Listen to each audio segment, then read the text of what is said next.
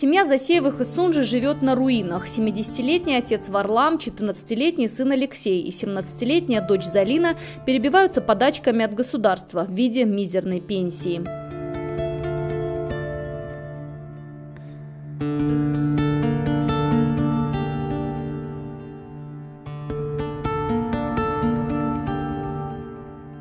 Их трагичная история началась со смерти жены Варлама. Вскоре после этого дом сгорел дотла из-за короткого замыкания. Отремонтировать его после пожара у мужчины нет ни денег, ни здоровья, да и помощи ждать неоткуда.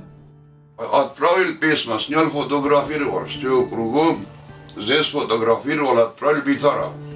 И попросил, чтобы мои дела не передавали местной администрации. Потому что ничем не помогают, они не обращают на меня внимания.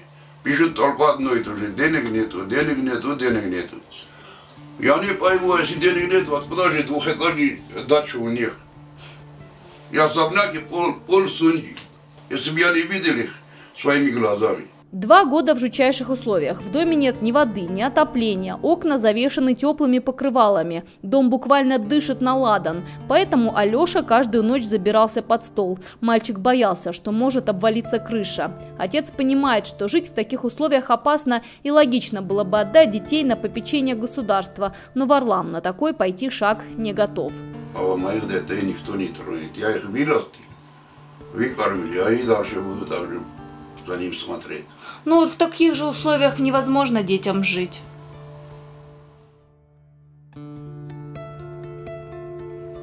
А с кем бы я остался тогда? Вот вопрос. Ладно, детей забрали, а что меня там одному взять? Вешаться, что ли? Я без них не могу. Без последствий не обошлось. Алеша с пневмонией доставлен в детскую городскую больницу. Он до сих пор находится под присмотром врачей. Когда дом сгорел, я спал возле шифоньера на земле, и так я жил. Жизнь детей в таких условиях должна вызывать как минимум вопросы у органов опеки. Реагировать на эту ситуацию они начали только после того, как истории семьи Засеевых придали огласку в социальных сетях. Неравнодушные люди начали сбор денег. А буквально сегодня стало известно, что в течение 3 месяцев Засеевым построят дом за счет средств из резервного фонда Вячеслава Битарова. Галина Григорян, Елена Черенкова, Савелий Зангиев, Осетия Ньюс.